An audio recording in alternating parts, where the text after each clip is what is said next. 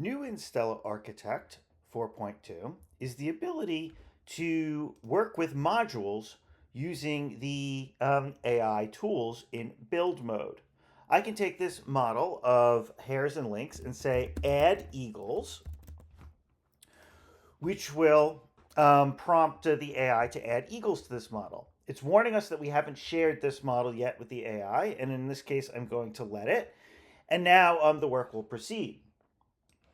All the work is being done by the SDAI project, an open source project that IC Systems supports the development of. And we're using the quantitative engine to do all of this work. And this engine will create the content that we want. The way that the information is passed to the LLM, it organizes it so that the LLM understands how this model is structured with modules, and it will then copy that style when it creates this new Eagles module. Don't be worried though.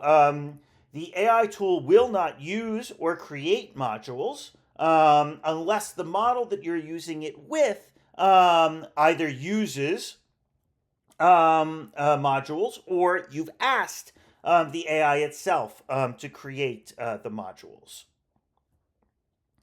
So when this completes, I expect to see a new Eagles module, which is eating the hares. And if we look inside, we have a stock of eagles with births and deaths.